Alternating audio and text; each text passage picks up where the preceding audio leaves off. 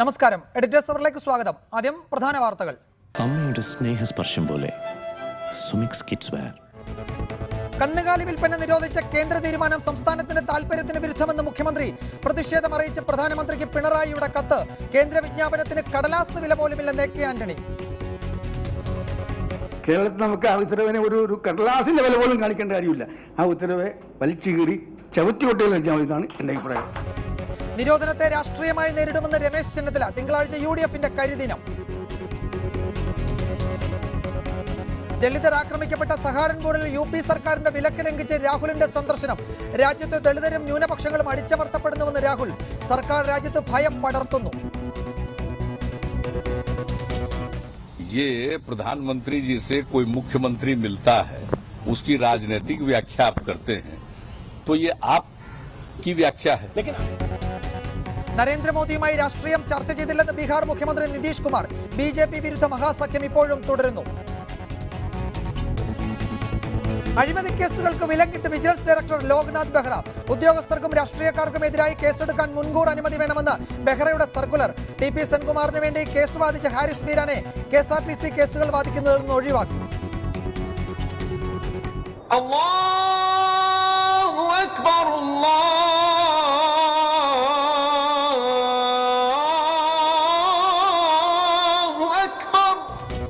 വ്രതശുദ്ധിയുടെ റമദാൻ കാലം തുടങ്ങി. വിശ്വാസികൾക്കിനി പ്രാർത്ഥനയുടെയും ആത്മസമർപ്പണത്തിന്റെയും ദിനരാത്രങ്ങളുടെ ഒരു മാസം.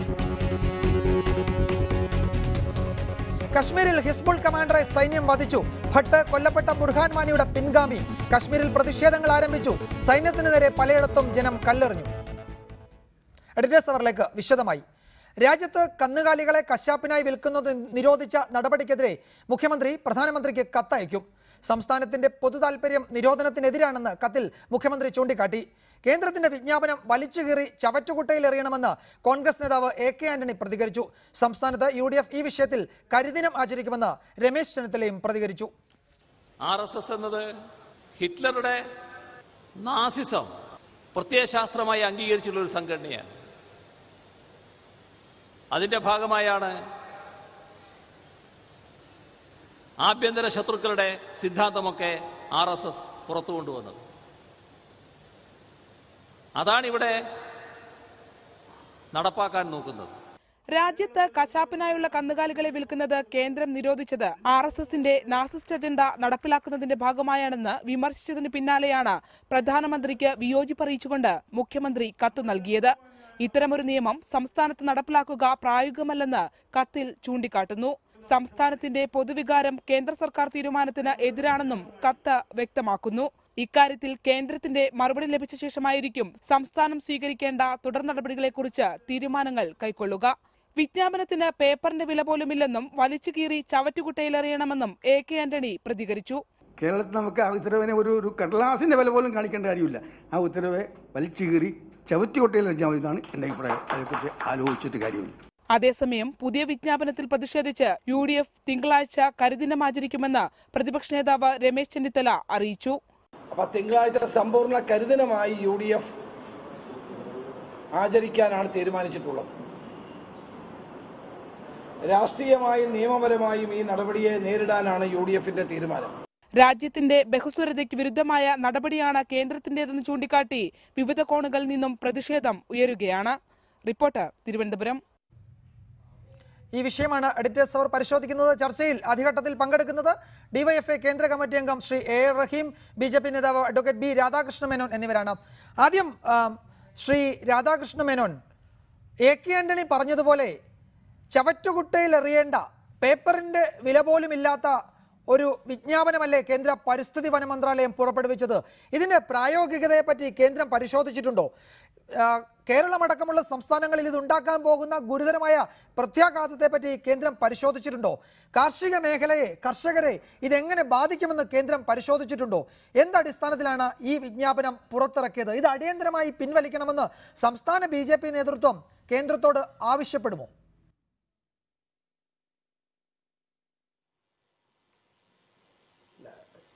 ഇത് തികച്ചും സമൂഹത്തിൽ തെറ്റിദ്ധാരണ വരുത്തുവാനും വർഗീയ ധ്രുവീകരണം ഉണ്ടാക്കാനും ലക്ഷ്യമിട്ടുകൊണ്ട് കോൺഗ്രസും കമ്മ്യൂണിസ്റ്റും ഒരുമിച്ച് നടത്തുന്ന ഒരു ദുഷ്പ്രചരണം എന്നതിനപ്പുറത്ത് ഇപ്പോൾ നടക്കുന്ന ഈ പ്രചരണത്തിൽ ഒരു അർത്ഥവുമില്ല. എനിക്കിക്കാര്യത്തിൽ വളരെ ഉത്തരവാദിത്വ ബോധത്തോടെ പറയാൻ കഴിയും. ഞാൻ കേന്ദ്ര ഗവൺമെൻറ്റിൻ്റെ ലൈവ് സ്റ്റോക്ക് മിഷൻ്റെ ജനറൽ കൗൺസിൽ മെമ്പറാണ്.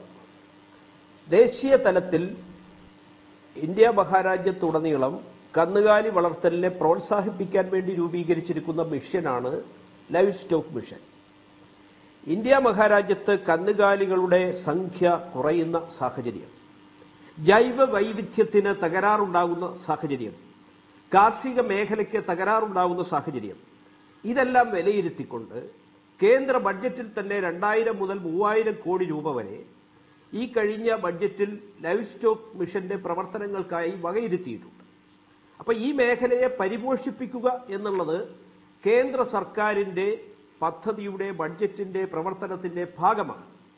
അതേസമയം പരിസ്ഥിതി മന്ത്രാലയം എന്ന് പറയുന്നത് വ്യത്യസ്തമായ സമീപനം സ്വീകരിച്ചിരിക്കുന്നത് എന്തുകൊണ്ടാണ് എന്ന് വിലയിരുത്തുമ്പോൾ ഈ രാജ്യത്തിൻ്റെ ജൈവ വൈവിധ്യം നിലനിർത്താൻ സാമൂഹ്യമായി ഈ കാര്യങ്ങളെ നോക്കിക്കണ്ട് പ്രവർത്തിക്കാൻ ബാധ്യതപ്പെട്ട മന്ത്രാലയമാണത്.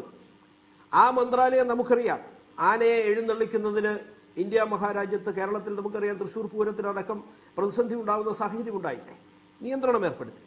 അപ്പോൾ വന്യമൃഗങ്ങൾക്കായാലും സസ്യങ്ങൾക്കായാലും സമൂഹത്തിലെ ഇതര ജീവജാലങ്ങൾക്കായാലും ഈ സമൂഹത്തിൽ എല്ലാവർക്കും ജീവിക്കാൻ അവകാശമുണ്ട് എന്ന വിശ്വാസമാണ് ഭാരതീയ ചിന്ത. അപ്പോൾ ആ ഒരു ചിന്തയുടെ അടിസ്ഥാനത്തിൽ പ്രവർത്തിക്കുന്ന പാർട്ടിയാണ് BJP. ഇത് ഭാരതീയ ചിന്തയും വിശ്വാസവും ഒക്കെ അവിടെ നിൽക്കട്ടെ, ഇതിന്റെ പ്രായോഗികത ഇതെങ്ങനെ നടപ്പിലാക്കാൻ കഴിയും? ഇത് ഈ കർഷകനോട് നിങ്ങൾ ഈ പശുവിനെയും ആ പോത്തിനെയും എരുമയെയും ഒക്കെ വളർത്തണം, അതിനെ ജീവിതകാലം മുഴുവൻ നോക്കണമെന്ന് പറയുമ്പോൾ ഈ കർഷകൻ അവന്റെ കുടുംബം പോറ്റാൻ ബുദ്ധിമുട്ടുന്ന ഒരു നാട്ടിൽ എങ്ങനെ പ്രായോഗികമായി ഇത് നടപ്പാക്കും? അതിന്റെ പ്രായോഗികത പരിശോധിക്കണ്ടേ? BJPക്ക് അതിന്റെ രാഷ്ട്രീയ പ്രത്യയശാസ്ത്രവും ഐഡിയോളജിയും ഒക്കെ പറയാം, പക്ഷേ പ്രായോഗികമായി ഇത് ഇന്ത്യയിലെ കർഷകരുടെ മേൽ അടിച്ചേൽപ്പിക്കുമ്പോൾ അത് നടപ്പാക്കുന്നത് എങ്ങനെയാണെന്ന് കൂടി പറയണ്ടേ?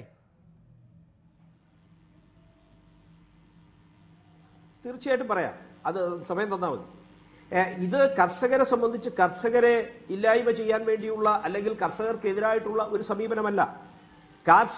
ഇന്ത്യയുടെ കാർഷിക മേഖല പശുക്കളും കാളകളും എല്ലാം അടങ്ങുന്ന ഒരു മേഖലയാണ്. ജൈവ വൈവിധ്യം ചില മേഖലകളിലുണ്ട്. ഇതിനെയൊക്കെ കൃഷി ആവശ്യത്തിന് പല രീതിയിലും ഉപയോഗപ്പെടുത്തുന്നുണ്ട്. അതിനെയെല്ലാം നിലനിർത്താനുള്ള ബാധ്യത ഗവൺമെന്റിനുണ്ട്. അത് നിലനിർത്തേണ്ടത് രാജ്യത്തിന്റെ തന്നെ നിലനിൽപ്പിന് ആവശ്യമാണ്. അതുകൊണ്ട് അതിനെ നിലനിർത്താൻ ഇന്നിവിടെ ഈ ഉത്തരവ് വന്നിരിക്കുന്നു എന്ന് ഇവിടെ പ്രതിപാദിപ്പിക്കപ്പെടുന്ന ഉത്തരവ് ഏത് ഡിപ്പാർട്ട്മെന്റിൽ നിന്നാണ്? അത് പരിസ്ഥിതി മന്ത്രാലയത്തിന്റെ. അത് കേവലം എന്തിനെ പറ്റിയാണ്? ഇവിടെ ഈ ലൈവ് സ്റ്റോക്കിനെ സംബന്ധിച്ച്, കന്നുകാലികളെ സംബന്ധിച്ച് അതിൻ്റെ മാർക്കറ്റിനെ കുറിച്ചിട്ടാണ്.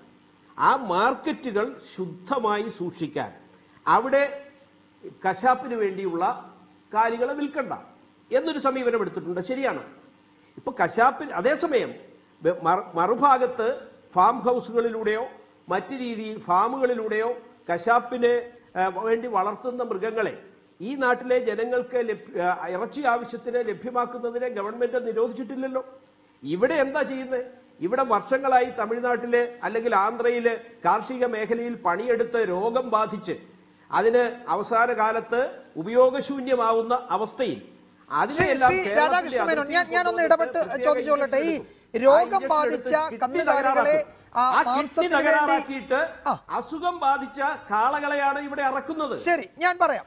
രോഗം ബാധിച്ച കന്നുകാലികളെ മാംസത്തിന് വേണ്ടി ഏതെങ്കിലും തരത്തിൽ ഉപയോഗിക്കുന്നത് തടയാൻ നമ്മുടെ നാട്ടിൽ നിയമമുണ്ട്. ആ നിയമം നടപ്പാക്കേണ്ടത് സംസ്ഥാന സർക്കാരാണ്.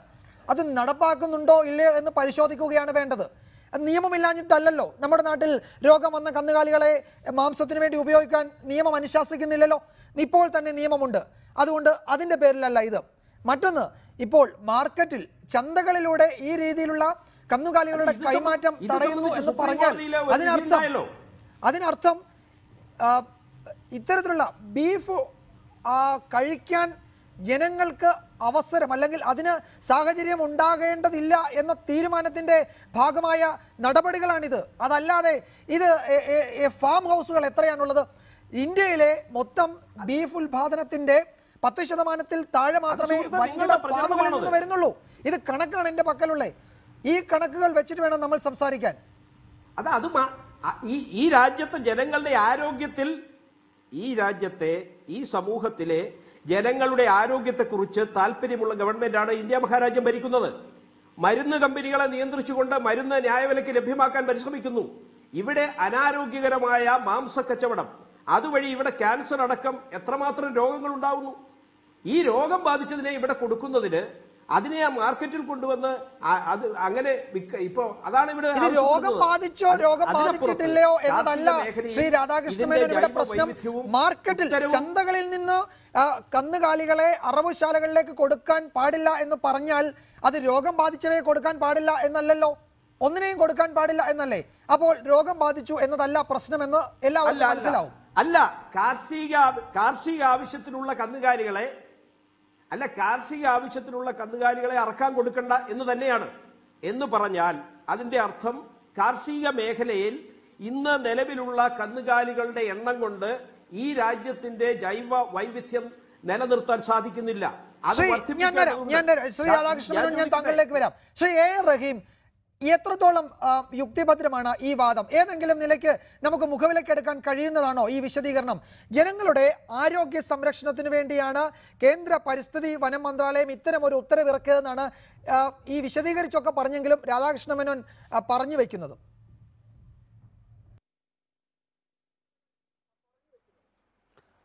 ഒട്ടും യുക്തിഭദ്രമല്ല എന്ന് മാത്രമല്ല, ഒരു കുഴിയിൽ നിന്ന് വേറൊരു കുഴിയിലേക്കാണ് RSSകാർ ഇത് വിശദീകരിച്ച് കാലെടുത്ത് വെക്കുന്നത് എന്നുള്ളതാണ് യാഥാർത്ഥ്യം.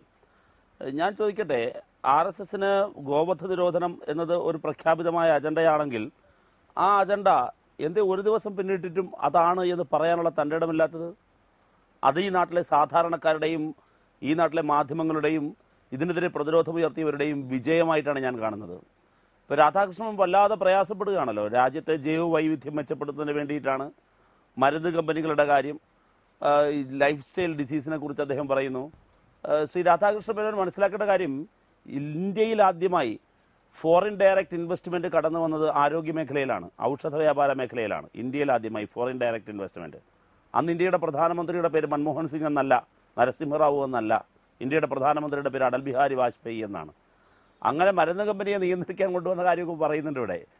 ഒന്നും യുക്തിഭദ്രമല്ല സാർ, എല്ലാം വസ്തുതാപരമായ ഒരുപാട് തെറ്റുകളിരിക്കുന്ന കാര്യമാണ്. ഞാനതിനെയൊന്നും കൂടുതൽ അടച്ചാക്ഷേപിക്കുന്നില്ല, അങ്ങേക്കുള്ള റെസ്പെക്ട് ഞാൻ കീപ്പ് ചെയ്യുന്നു. പക്ഷേ ഞാൻ അങ്ങോട്ടൊരു കാര്യം ചോദിക്കട്ടെ, താങ്കൾ ഇവിടെ ഉന്നയിച്ച പ്രധാനപ്പെട്ട കാര്യങ്ങളിൽ ഒന്ന് ജൈവവൈവിധ്യം കാത്തു സൂക്ഷിക്കുക, കർഷകരുടെ ഉന്നമനത്തിന് വേണ്ടിയിട്ടാണ്. മൃഗങ്ങളുടെ സാന്നിധ്യം കൂടെ ഉറപ്പാക്കുക, അതിനു വേണ്ടിയിട്ടാണ് കൃഷി ആവശ്യത്തിനുള്ള ഇത്തരം മൃഗങ്ങളെ അറവുശാലയിലേക്ക് കൊടുക്കരുത് എന്ന് താങ്കൾ വാദിക്കുന്നത്. ഞാൻ ചോദിക്കട്ടെ, ഒരു കാള, പോത്ത് അല്ലെങ്കിൽ ഇത്തരത്തിലുള്ള മൃഗങ്ങളെ ഒരാൾ വളർത്തുന്നത് കൃഷി ആവശ്യത്തിനാണ്, അയാൾക്ക് വളർത്തണമെന്ന് തോന്നണമല്ലോ. ആ കൃഷി ആവശ്യത്തിന് വളർന്ന ഒരു മൃഗത്തെ അതിനുശേഷം അയാൾ വിൽക്കാൻ വേണ്ടി കണ്ടുകൊണ്ടാണ് അടുത്ത പശുവിനെ എങ്ങനെയാണ് വാങ്ങുന്നത്? ഇത് അനന്തകാലം, കൽപ്പാന്ത കാലത്തോളം ഇതിന് ആയുസ്സൊന്നുമില്ലല്ലോ, പരിമിതമായൊരു കാലമാണ് ഇതിൻ്റെ എല്ലാ ആയുസ്. അടുത്ത പശുവിനെ, അടുത്ത മൃഗത്തെ ഇയാൾ സ്വന്തമാക്കുന്നത് ആദ്യത്തെ മൃഗത്തെ വിറ്റതിന് ശേഷമാണ്. അതിൽ നിന്നുണ്ടാകുന്ന പാല്, അതിൽ നിന്നുണ്ടാകുന്ന അതിൻ്റെ കുഞ്ഞുങ്ങൾ, അതിനെല്ലാം ഇങ്ങനെ വിറ്റും അങ്ങനെ ജീവിതത്തെ ഒരു സർക്കിളായി കൊണ്ടുപോകുന്ന ആൾക്കാരാണ് നിങ്ങൾ. അവിടെയാണ് കല്ലെടുത്തെറിഞ്ഞിരിക്കുന്നത്. ഇവിടെ നിങ്ങൾ നോക്കൂ വിജയകുമാറെ, ഞാനിതിൻ്റെ ഭക്ഷണ സ്വാതന്ത്ര്യത്തിൻ്റെ മേലുള്ള കടന്നുകയറ്റമുണ്ട്. ഭരണഘടനാ ലംഘനമാണ്. ഭരണഘടനാ ലംഘനം വെറുതെ അല്ലത്, വളരെ കൃത്യമായി 2 തരത്തിൽ ഭരണഘടനാ ലംഘനം ഞാൻ ഇതിനകത്ത് ചൂണ്ടിക്കാണിക്കാം. ഒന്ന്, ആർട്ടിക്കിൾ 14 മുതൽ 18 വരെ ഇന്ത്യൻ ഭരണഘടന വിഭാവനം ചെയ്യുന്നത് സമത്വമാണ്. ഇവിടെ ഇവർ ചെയ്തിരിക്കുന്ന കാര്യം എന്താ? ഇവർ ചെയ്തിരിക്കുന്നത് ടിന്നിൽ അടച്ച ഇറച്ചി വിൽക്കാം. എനിക്ക് ഫാം നടത്തിയ ഫാമിൽ എനിക്ക് വൻകിട രീതിയിൽ ഇറച്ചി ഉണ്ടാക്കി എനിക്ക് വിൽക്കാം, അതിന് പ്രശ്നമില്ല. വൻകിട കോർപ്പറേറ്റുകൾക്കും ഇറച്ചി, ഈ മീറ്റ് ബിസിനസ്സിൽ പണം മുടക്കിയിരിക്കുന്ന വൻകിട മുതലാളിമാർക്കും വേണ്ടിയാണ് നിങ്ങൾ നിയമം ഉണ്ടാക്കിയിരിക്കുന്നത്. അതേസമയം തന്നെ ഇവിടുത്തെ സാധാരണക്കാരും അർത്ഥപട്ടണിക്കാരുമായ ചെറുകിട കച്ചവടക്കാർ, തുകൽ വ്യവസായികൾ, ഇതുമായി ബന്ധപ്പെട്ട് നിൽക്കുന്ന ഒരു വലിയ ചെയിൻ ഓഫ് പീപ്പിൾ ഉണ്ട്. അവരെ മുഴുവൻ പേരെയും നിങ്ങൾ ഇല്ലാതാക്കുന്നു.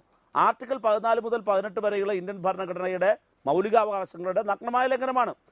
ഇക്വാളിറ്റി, ആ ഇക്വാളിറ്റിയെ പൂർണ്ണമായി തച്ചുടയ്ക്കുന്നു. 2, ഏറ്റവും പ്രധാനപ്പെട്ട വേറൊരു കാര്യം, ആർട്ടിക്കിൾ 21 ആണ് ഇന്ത്യൻ ഭരണഘടനയുടെ ഏറ്റവും പ്രസക്തമായൊരു ഭാഗം, നമ്മുടെ മൗലികാവകാശങ്ങളിൽ പ്രസക്തമായത്. ആർട്ടിക്കിൾ 21 പറയുന്ന റൈറ്റ് ടു ലൈഫ് എന്ന് പറയുന്നത് റൈറ്റ് ടു ഫുഡാണ്. ഫുഡും അതിൻ്റെ ഭാഗമാണ്. ഒരാൾക്ക് ഭക്ഷണം കഴിക്കാൻ ഈ നാട്ടിലെ സാധാരണക്കാരുടെ പോഷകാഹാരം ഏതാ? നമ്മുടെ നാട്ടിലെ മേശം പണി ചെയ്യുന്ന, വളരെ പാവപ്പെട്ട അസംഘടിത മേഖലയിൽ പണിയെടുക്കുന്ന, ചുമടെടുക്കുന്ന ഇവരുടെ എല്ലാം ചെറിയ പണത്തിന് അവർക്ക് ലഭിക്കാൻ കഴിയുന്ന പോഷകാഹാരമാണിത്. അതാണ് നമ്മുടെ നാട്ടിൻപുറങ്ങളിലെ കച്ചവടം. നിങ്ങൾ നോക്കുക, അതിൻ്റെ ആ റൈറ്റിൻ്റെ മേൽ കടന്നു കയറാൻ ഇന്ത്യ ഗവൺമെൻറ് RSSന് സ്ത്രീധനം കിട്ടിയ സംഭവമല്ല. അത് മനസ്സിലാക്കണം. ഇന്ത്യൻ ഭരണഘടന RSSന്റെ ഏതെങ്കിലും ബൗദ്ധികാചാര്യന്മാർ എഴുതി ഉണ്ടാക്കിയതല്ല. ഈ രാജ്യത്തെ ജനങ്ങളുടെ ജീവനും സ്വത്തിനും അതിൻ്റെ സംരക്ഷണം കൊടുക്കാനും ക്ഷേമരാഷ്ട്രം പടുത്തുയർത്തുന്നതിനും വേണ്ടി ഉണ്ടാക്കിയതാണ്. അത് നിലനിൽക്കിക്കൊണ്ട് തന്നെ ഇപ്പോൾ ഇവർ പറയുന്നല്ലോ, കോടതി വിധിയെക്കുറിച്ച് പറയുന്നു, പച്ചക്കള്ളാണ്. കോടതി വിധി രണ്ട് തരത്തിലാണ് ഞാൻ അതിനെ പരാമർശിക്കാൻ ഉദ്ദേശിക്കുന്നത്. ഒന്ന്, സ്റ്റേറ്റ് ഗവൺമെൻറ്റിൻ്റെ അധികാരത്തിന്മേൽ കടന്നു കയറി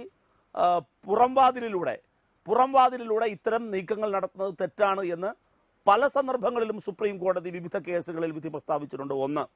രണ്ടാമതൊന്ന്, ഇന്നലെ മുതൽ RSSകാർ വ്യാപകമായി പ്രചരിപ്പിക്കുന്നത് കോടതി വിധി, സുപ്രീം കോടതി പറഞ്ഞതിൻ്റെ അടിസ്ഥാനത്തിലാണ് ഈ മാർഗനിർദ്ദേശങ്ങൾ ഉണ്ടാക്കിയതെന്നാണ്. പച്ചനുണയാണ്. രണ്ട് കേസുകളാണ് ഇത് സംബന്ധിച്ച് ഇന്ന് സുപ്രീം കോടതി നിലനിൽക്കുന്ന പ്രധാനപ്പെട്ട കേസുകൾ. ഒന്ന് 2014 ഗൗരി മൗലേഖി കൊടുത്ത case, Gauri Maulekhi versus union of India. രണ്ടാമത് വേറൊരു case, Akhil Bharat Krishi Goseva Sangh versus union of India. ഈ രണ്ട് കേസിലും പ്രതിപാദിക്കുന്നത് സ്ലോട്ടർ ഹൗസുകളിൽ ഇറച്ചി വിൽക്കുന്നതുമായി ബന്ധപ്പെട്ട കാര്യമല്ല, പാവപ്പെട്ടവൻ്റെ ഭക്ഷണവുമായി ബന്ധപ്പെട്ട കാര്യമല്ല. സ്ലോട്ടർ ഹൗസുകൾ നിരോധിക്കണമെന്നും അവർ എങ്ങും ഡിമാൻഡ് ചെയ്തിട്ടില്ല. കേസുകളിൽ അവർ വാദിച്ചിട്ട് പോലുമില്ല. സുപ്രീം കോടതി ഇത് പറഞ്ഞിട്ടുമില്ല. ഇന്ത്യയിൽ നിന്നും അനധികൃതമായി നേപ്പാളിലെ ഒരു ക്ഷേത്രത്തിലേക്ക് ക്ഷേത്രബലിക്ക് വേണ്ടി ഇത്തരം മൃഗങ്ങളെ കൊണ്ടുപോകുന്നുണ്ട്. അത് തടയണമെന്നതാണ് ഒരു പെറ്റീഷൻ. മറ്റത് ബംഗ്ലാദേശിൽ നിന്നുൾപ്പെടെ ഈ ഇന്ത്യയിലേക്കും ഇന്ത്യയിലെ തന്നെ വിവിധ സംസ്ഥാനങ്ങൾ തമ്മിലും നടത്തുന്ന ഈ വരവ് പോക്കിൽ അതിൻ്റെ ചട്ടങ്ങൾ പാലിക്കുന്നില്ല. മൃഗങ്ങളെ കുത്തിനിറച്ച് കൊണ്ടുപോകുന്നു. ഇതിലെല്ലാം തന്നെ ഒരുപാട് ഈ അസുഖങ്ങളായി ഇതിനെ കൊണ്ടുപോകുന്നു. ഇങ്ങനെയൊക്കെയുള്ള പരാതികളാണ്. ഇത് സംബന്ധിച്ച് ബന്ധപ്പെട്ട സംസ്ഥാന സർക്കാരുകളുമായി കൂടിയാലോചന നടത്താൻ സുപ്രീം കോടതി പറഞ്ഞു. റഹീം തുടരുക. തന്നെയുമല്ല, കോടതി നടപടികളുടെ കാര്യം പറയുമ്പോൾ UPയിൽ ഇറച്ചിക്കടകൾ നിരോധിക്കാനുള്ള, അടച്ചുപൂട്ടാനുള്ള നീക്കത്തിനെതിരെ അലഹബാദ് ഹൈക്കോടതിയിൽ വന്ന ഹർജിയുടെ ഇടക്കാല ഉത്തരവ് കൂടി ഈ ഘട്ടത്തിൽ പ്രസക്തമാണ്. ഞാൻ രണ്ടുപേരിലേക്ക് വരാം. കോൺഗ്രസ് നേതാവ് ശ്രീ കൊടിക്കുന്നിൽ സുരേഷ് MP ടെലിഫോൺ ലൈനിലുണ്ട്. ശ്രീ കൊടിക്കുന്നിൽ സുരേഷ്, ഇത് കേരളത്തിൽ മാത്രമാണ് വലിയ തോതിൽ ചർച്ചയാകുന്നത്. ദേശീയ തലത്തിൽ ഈ വിഷയം ഉയർന്നു വരുന്നില്ല എന്നത് താങ്കളെ അത്ഭുതപ്പെടുത്തുന്നുണ്ട്. ഒരുപക്ഷെ ഗോവധ നിരോധനം നിലവിലുണ്ട് പല സംസ്ഥാനങ്ങളിലും, 10-20ഓളം സംസ്ഥാനങ്ങളിൽ നിലവിലുണ്ട് എന്നതുകൊണ്ടാവുമോ കേന്ദ്രത്തിൽ അല്ലെങ്കിൽ ദേശീയ തലത്തിൽ ഈ കേന്ദ്ര സർക്കാരിൻ്റെ വിജ്ഞാപനം ഒരു പ്രധാനപ്പെട്ട രാഷ്ട്രീയ വിഷയമായോ അല്ലെങ്കിൽ ഒരു സാമൂഹിക വിഷയമായോ ഒരു കാർഷിക പ്രശ്നമായോ ഒന്നും ഉയർന്നു വരാത്തത്?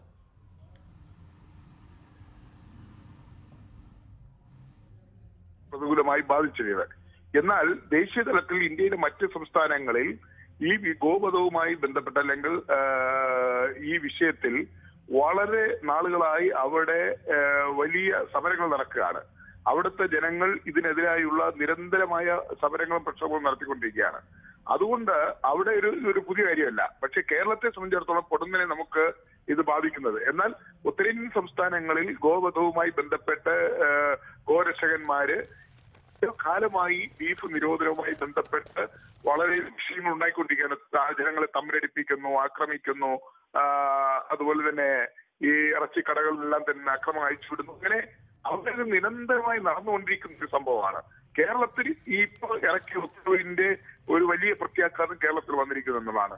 അതുകൊണ്ട് ഉത്തരേന്ത്യൻ സംസ്ഥാനങ്ങളിൽ ഈ ഇതുമായി ബന്ധപ്പെട്ട പ്രശ്നങ്ങൾ ഇല്ലെന്നല്ല, അവിടെ വളരെ നാളുകൾക്ക് മുമ്പിൽ ഇപ്പൊ നമുക്കറിയാം, ഗുജറാത്തിലെ ഉനായിൽ ഉണ്ടായ സംഭവം നമുക്ക് എല്ലാവർക്കും അറിയാം. അഖ്ലാഖുമായി ഉണ്ടായ സംഭവം അറിയാം. പഞ്ചാബിലേക്ക്, രാജസ്ഥാനിലേക്ക് മാടുകളെ വളർത്താൻ കൊണ്ടുപോയി അവരെ ആക്രമിച്ച സംഭവങ്ങൾ അറിയാം. അപ്പൊ അവിടെ ഇതുമായി ബന്ധപ്പെട്ട വലിയ പ്രക്ഷോഭങ്ങൾ നടന്നുകൊണ്ടിരിക്കുകയാണ്. ആ പ്രക്ഷോഭങ്ങൾ ഇപ്പോഴും തുടരുകയാണ്. അതിന് ഒരു ഇരുട്ടടി പോലെയാണ് ഇപ്പോൾ വന്നിരിക്കുന്ന തീരുമാനം. അതുകൊണ്ട് കേരളത്തിൽ ഇത് നമ്മളെ ബാധിക്കുന്ന, അല്ലെങ്കിൽ കേരളത്തിൽ വളരെ പെട്ടെന്ന് ബാധിക്കുന്ന ഒരു ഇതായി ഇത് മാറിയിരിക്കുന്നു എന്നതാണ് ഇപ്പോഴത്തെ ഉത്തരവ്. അതുകൊണ്ടാണ് കേരളത്തിൽ ഇത് കൂടുതൽ ആശങ്കയും കൂടുതൽ ചർച്ചയും ചെയ്യപ്പെടുന്നത് എന്നുള്ളതാണ് വസ്തുത. ഇതിന്റെ പ്രായോഗികത ശ്രീ കൊടിക്കുന്നിൽ സുരേഷ് താങ്കളെ പോലുള്ളവർ പരിശോധിച്ചിട്ടുണ്ടോ? ഇങ്ങനെ ഒരു വിജ്ഞാപനം ഒരുപക്ഷെ BJPക്ക് അവരുടെ രാഷ്ട്രീയ നിലപാടുകളുടെയൊക്കെ പേരിൽ ഇത്തരം ഒരു വിജ്ഞാപനം പുറത്തിറക്കാൻ കഴിയുമായിരിക്കാം. പക്ഷേ അതിന്റെ പ്രായോഗികത കേന്ദ്രം പരിശോധിക്കേണ്ടതായിരുന്നില്ലേ? എങ്ങനെ സംസ്ഥാനങ്ങൾക്ക് ഇത് നടപ്പാക്കാൻ കഴിയും? വേണ്ട, കർഷകർ എന്ത് ചെയ്യും? ഈ പശുവിനെ, ഈ എരുമയെ, അല്ലെങ്കിൽ കാർഷിക ആവശ്യത്തിന് വേണ്ടി ഉപയോഗിക്കുന്ന ഈ കന്നുകാലികളെ അതിൻ്റെ ഒരു പ്രത്യേക കാലം കഴിഞ്ഞാൽ ഒരു കർഷകനോട് സംരക്ഷിക്കണമെന്ന് എങ്ങനെ സ്റ്റേറ്റിന് പറയാൻ കഴിയും? അത് അങ്ങനെ ഉണ്ടെങ്കിൽ അത് കേന്ദ്രം അതിനുകൂടി ഒരു പദ്ധതി ഇവയെ സംരക്ഷിക്കാൻ, കർഷകരുടെ കയ്യിൽ നിന്നും വാങ്ങി അവയെ സംരക്ഷിക്കാൻ ഒരു പദ്ധതിയൊക്കെ കൊണ്ടുവന്ന് ആ നിലയ്ക്കൊക്കെയല്ല ഇത് ഇംപ്ലിമെൻറ്റ് ചെയ്യാൻ കഴിയും. ഒരു സുപ്രഭാതത്തിൽ ഇത്തരം ഒരു വിജ്ഞാപനം പുറപ്പെടുവിക്കുന്നതോടുകൂടി അത് നടപ്പാക്കാൻ സംസ്ഥാനങ്ങൾ ബാധ്യതപ്പെടുക കൂടിയല്ല ഇപ്പോൾ ചെയ്യുന്നത്. ഇത് നമ്മൾ മനസ്സിലാക്കേണ്ടത് ഇത് പൊളിറ്റിക്കലായിട്ടാണ് നമ്മൾ ഇതിനെ കാണേണ്ടത്. 2017 അവസാനവും 2018 ആദ്യവുമായി ഗുജറാത്ത് അടക്കം, മധ്യപ്രദേശ് അടക്കം, ഛത്തീസ്ഗഡ് അടക്കം, ഹിമാചൽ അടക്കമുള്ള ഉത്തരേന്ത്യൻ സംസ്ഥാനങ്ങളിൽ, രാജസ്ഥാൻ അടക്കമുള്ള ഉത്തരേന്ത്യൻ സംസ്ഥാനങ്ങളിൽ നിയമസഭാ തെരഞ്ഞെടുപ്പ് വരാൻ പോവുകയാണ്. അവിടെ ഹിന്ദു വർഗീയത ആളിക്കത്തിക്കാനും ഹൈന്ദവ വോട്ടിന്റെ ഏകീകരണത്തിനും വേണ്ടി ഉള്ള ഒരു പുറപ്പാടിന്റെ ഭാഗമായിട്ടാണ് ഈ ഉത്തരവിറക്കിയിരിക്കുന്നത്. ഇപ്പൊ ഗുജറാത്തിൽ അവിടെ BJP ഇപ്പൊ പട്ടിദാർ സമരവും അതുപോലെ തന്നെ ദളിത് സമരങ്ങളും ഒക്കെ വന്ന് അവിടുത്തെ BJP ഗവൺമെന്റ് ഉപയോഗിക്കുകയാണ്. മധ്യപ്രദേശിലും ഛത്തീസ്ഗഡിലും BJPയുടെ തെരഞ്ഞെടുപ്പിലാണ്. അപ്പൊ ഈ സംസ്ഥാനങ്ങളിലൊക്കെ രാജസ്ഥാനിൽ BJPയുടെ പരങ്ങലാണ്.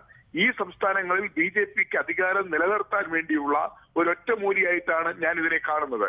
അപ്പോൾ തെരഞ്ഞെടുപ്പ് പ്രഖ്യാപനത്തിന് മുമ്പ് തന്നെ ഈ സംസ്ഥാനങ്ങളിൽ ഹൈന്ദവ വർഗീയത ആളിക്കത്തിക്കുവാനും ഹിന്ദു വോട്ടിന്റെ ഏകീകരണം കൊണ്ടുവരാനും വേണ്ടിയുള്ള ആസൂത്രിതമായ ഒരു തീരുമാനത്തിന്റെ ഭാഗമായിട്ടാണ് കേന്ദ്ര സർക്കാർ വനം പരിസ്ഥിതി മന്ത്രാലയത്തെ കൊണ്ട് ഈ ഉത്തരവ് പുറപ്പെടുവിച്ചിരിക്കുന്നത്. അറവ് മാടുകളെ കശാപ്പ് ചെയ്യുന്നത് അത് നിരോധിച്ചുള്ള ഉത്തരവ് എടുത്ത് വരാനിരിക്കുന്ന നിയമസഭാ തെരഞ്ഞെടുപ്പിലെ രാഷ്ട്രീയ നേട്ടത്തിന് വേണ്ടി BJP ഉപയോഗിച്ചിരിക്കുന്ന ഒരു ആയുധമാണിത്. അതാണ് അക്കാര്യത്തിൽ കോൺഗ്രസിന്റെ സമീപനം. വളരെ നന്ദി ശ്രീ കൊടിക്കുന്നിൽ സുരേഷ് പ്രതികരിച്ചതിന്. ശ്രീ രാധാകൃഷ്ണ മേനോൻ, ഇവിടെ ഇപ്പോൾ ഞാനിതിൻ്റെ പ്രായോഗികതയെ പറ്റി ആവർത്തിച്ച് ചോദിക്കുന്നത്, കന്നുകാലി വളർത്തൽ എന്നത് നമ്മുടെ കാർഷിക വൃത്തിയുടെ ഭാഗമാണ്. ഒരു കർഷകൻ്റെ ജീവനോപാധി കൂടിയാണ് ഈ കന്നുകാലി വളർത്തൽ. പാൽ ലഭിക്കുന്നത് ഒരു പശുവിൽ നിന്ന് 3 മുതൽ 10 വയസ്സ് വരെയാണ്. പക്ഷേ ആ പശു 20 മുതൽ 25 വർഷം വരെ ജീവിക്കും. 10 വർഷത്തിന് ശേഷം ആദായമല്ലാത്തതിനാൽ പശുക്കളെ കർഷകർ വിൽക്കുകയാണ് സാധാരണഗതിയിൽ നടത്തുന്നത്. ലാഭകരമല്ലാത്ത ഒരു പശുവിനെ, അതായത് പാൽ ലഭിക്കാത്ത ഒരു പശുവിനെ ഒരു കർഷകൻ വളർത്തിയാൽ 100-നും 150-നും രൂപയിൽ ഒരു ദിവസം അയാൾക്ക് അതിനുവേണ്ടി ചെലവഴിക്കേണ്ടി വരും. ഇത് കേന്ദ്ര സംസ്ഥാന സർക്കാരുകളുടെ ഒരു കണക്കാണ് ഞാനിപ്പോൾ വായിക്കുന്നത്. ഇങ്ങനെ 15 വർഷത്തോളം ഒരു കർഷകൻ പശുവിനെ വളർത്തണമെന്നതാണ് ഈ കേന്ദ്ര സർക്കാരിൻ്റെ ഈ വിജ്ഞാപനത്തിൽ നിന്നും നമുക്ക് മനസ്സിലാക്കാൻ കഴിയും. അതായത് ഇതിനെ അറവുശാലകൾക്കൊന്നും കൈമാറാൻ കഴിയില്ല, അല്ലെങ്കിൽ കൈമാറാൻ കഴിയില്ല, കാർഷിക വൃത്തിക്ക് നിരന്തരമായി ഉപയോഗിച്ചുകൊണ്ടിരിക്കണം. സ്വാഭാവികമായി വിജ്ഞാപനം വന്നതോടുകൂടി കർഷകർ കന്നുകാലി വളർത്തലിൽ നിന്ന് പിന്മാറുകയേ നടക്കുകയുള്ളൂ. നമ്മുടെ നാട്ടിൽ പോത്തിനെ വളർത്തുന്നുണ്ട്. പോത്തിനെ ഉപയോഗിച്ച് നടത്തുന്ന കാർഷിക വൃത്തി എന്ന് പറയുന്നത് കേരളത്തിലില്ല. ഇപ്പോൾ കന്നുപൂട്ട് എന്നത് നമ്മുടെ നാട്ടിൽ എത്രയുണ്ടെന്ന് താങ്കൾക്കും എനിക്കുമൊക്കെ നന്നായി അറിയാം. അത് സ്വാഭാവികമായും മാംസത്തിന് വേണ്ടി വളർത്തുന്നതാണ്. ഇതിനെ കന്നുകാലി ചന്തയിൽ കൈമാറാൻ കഴിയില്ല. ഫാം ഹൗസുകൾ തേടിപ്പോണം. എവിടെയാണ് കേരളത്തിൽ അങ്ങനെയുള്ള ഫാം ഹൗസുകൾ ഉള്ളത്? സംഗീത് സോമ് UPയിൽ ഫാം ഹൗസ് നടത്തുന്നുണ്ട്. അദ്ദേഹത്തിൻ്റെ വലിയ ഒരു സ്ഥാപനം അവിടെയുണ്ട്. അവിടെ കൊണ്ടുപോയി കൊടുക്കണമെന്നാണോ BJP നേതാക്കൾ പറയുന്നത്? എങ്ങനെ പ്രായോഗികമായി നടത്തുമെന്ന് താങ്കളൊന്ന് പറഞ്ഞു തരുമോ?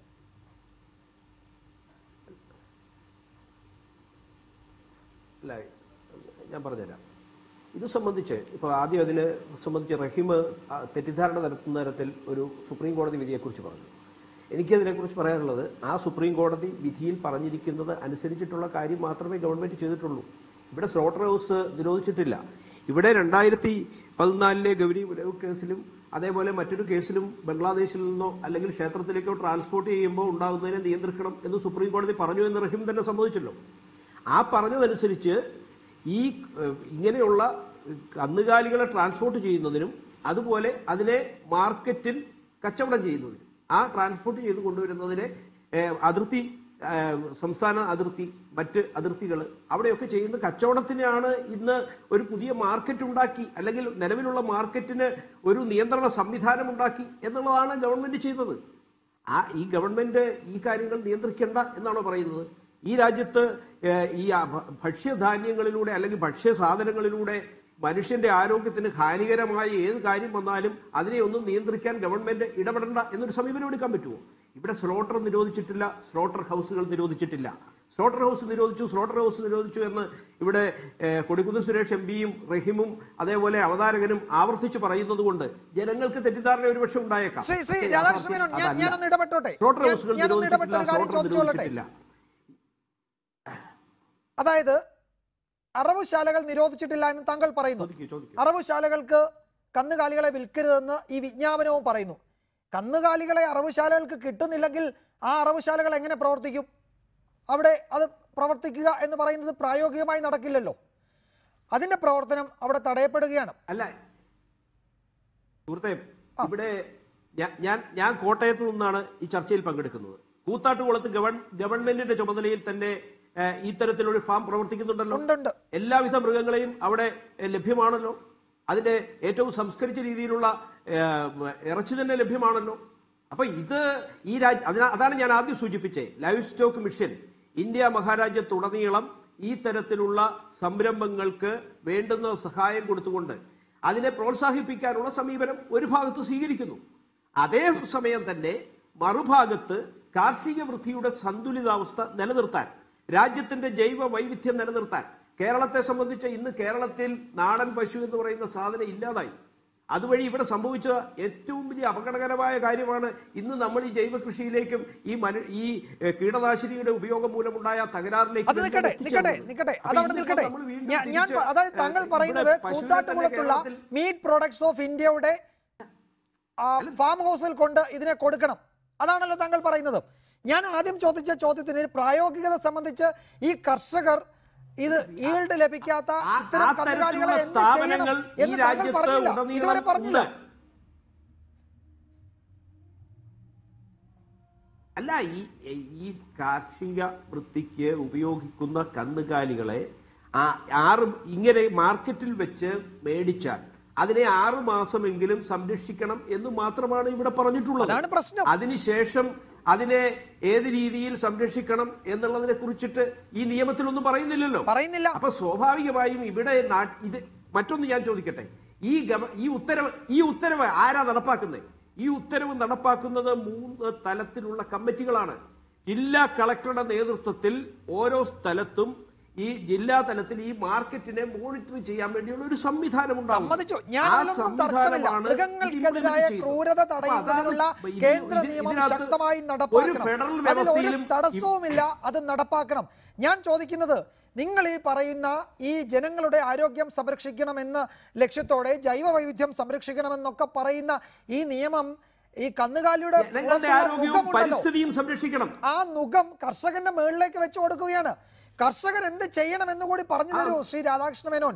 കഴിഞ്ഞ നാളുകളായി കുറെ കാലങ്ങളായി ഈ കന്നുകാലികളെ വളർത്തുന്ന കാർഷിക ആവശ്യത്തിനും അല്ലെങ്കിൽ മാംസത്തിനും ഒക്കെയായി വളർത്തുന്ന ഇതിനെ എന്ത് ചെയ്യണം? എവിടെ ഫാം ഹൗസ്? എവിടെയാണ് കൊണ്ട് കൊടുക്കേണ്ടത്? അല്ല, തീർച്ചയായും ഇതിന് ശേഷം അങ്ങനെയുള്ള കന്നുകാലികളെ സംരക്ഷിക്കാനോ അതിനുള്ള സംവിധാനവും ഭാവിയിൽ ഇവിടെ രൂപപ്പെടുന്നുണ്ടാവും. ഭാവിയിൽ രൂപപ്പെട്ടു വരുന്നത് വരെ ഞങ്ങൾ കാത്തിരിക്കണമെന്ന് കർഷകരോട് പറയുകയാണ് നിങ്ങൾ. ഇത് തന്നെയാണ് ഞാൻ പറഞ്ഞ ഇതിന്റെ പ്രായോഗികത ഞാൻ ചോദ്യം ചെയ്യുന്നത്. അവിടെയാണ് ശ്രീ രാധാകൃഷ്ണ മേനോൻ.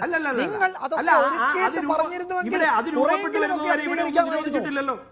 ഇവിടെ നിങ്ങൾ ഇവിടെ ഉണ്ടാക്കുന്നത്, സുഹൃത്തെ, നിങ്ങൾ നോട്ട് നിരോധിച്ചു എന്ന് പറഞ്ഞ ഇവിടെ ഉണ്ടാക്കിയ അതേ രീതിയിലുള്ള ഒരു ആശങ്ക വരുത്തുന്ന പ്രചരണം ഇവിടെ നടത്തുന്നു എന്നേ ഉള്ളൂ. ഇവിടെ ഇന്നിപ്പം നടക്കുന്ന കാര്യങ്ങളിൽ ഇടപെട്ട് ഈ ഒരു പ്രതിസന്ധിയും ഉണ്ടാകുന്ന സാഹചര്യം രാജ്യത്തുണ്ടായിട്ടില്ല. വനം പരിസ്ഥിതി മന്ത്രാലയം ഈ കാര്യങ്ങളെ സംബന്ധിച്ച് വ്യക്തത വരുത്തുന്ന ഒരു ഉത്തരവുണ്ടാക്കി, അതിന് ചട്ടങ്ങൾ ഉണ്ടാക്കി. ആ ചട്ടങ്ങൾ ഉണ്ടാക്കാനുള്ള ബാധ്യത വകുപ്പിനുണ്ട്. ആ വകുപ്പ് സുപ്രീം കോടതിയുടെ വിമർശനത്തെ തുടർന്നാണ് അത് ചെയ്തത്. അത് ചെയ്തതിന് ഈ രാജ്യത്തെ ജനങ്ങളുടെ ഭക്ഷണ സാധനത്തിൽ കടന്നു കയറി, ആഹാരത്തിൽ കടന്നു കയറി, അടുക്കളയിൽ കടന്നു കയറി എന്നെല്ലാം പറഞ്ഞ് ദുഷ്പ്രചരണം നടത്താൻ നിങ്ങൾക്ക് അവകാശമുണ്ട്, ഞാൻ നിഷേധിക്കുന്നില്ല. പക്ഷേ നോട്ട് നിരോധനത്തിന്റെ കാര്യത്തിൽ നിങ്ങൾ നടത്തിയ പ്രചരണത്തെ ഈ രാജ്യത്തെ ജനങ്ങൾ തള്ളിക്കളഞ്ഞതുപോലെ. ഞാൻ ചോദിക്കുന്നത് കർഷകരുടെ പ്രശ്നമാണ്. കർഷകർ എന്ത് ചെയ്യണമെന്ന ചോദ്യത്തിന് ഭാവിയിൽ അതുകൂടി കണക്കിലെടുത്തുകൊണ്ട് കേന്ദ്രം എന്തെങ്കിലും തീരുമാനമെടുക്കണമെന്ന മറുപടി നമുക്ക് എങ്ങനെ കർഷകരോട് പറയാൻ കഴിയും? അത് എങ്ങനെയാണ് ശ്രീ എ റഹീം അത് നമുക്ക് മുഖവിലക്കെടുക്കാൻ കഴിയുക? ഇതൊന്നും ചെയ്യാതെ ഈ വിജ്ഞാപനം വരുന്നതോടുകൂടി ഉണ്ടാകുന്ന പ്രശ്നങ്ങൾക്ക് പിന്നീട് പരിഹാരം കാണാമെന്നാണ് ശ്രീ രാധാകൃഷ്ണ മേനോൻ പറയുന്നത്. അദ്ദേഹം ഉത്തരവാദിത്തപ്പെട്ടയാളാണ്. ലൈഫ് സ്റ്റോക്ക് മിഷന്റെ കേന്ദ്ര സംവിധാനത്തിന്റെ ഒരു മെമ്പർ കൂടിയാണ്. അദ്ദേഹത്തിന്റെ കൂടി ആ നിലയ്ക്ക് കൂടി കണക്കിലെടുക്കണം നമുക്ക് ആ വിശദീകരണത്തെ.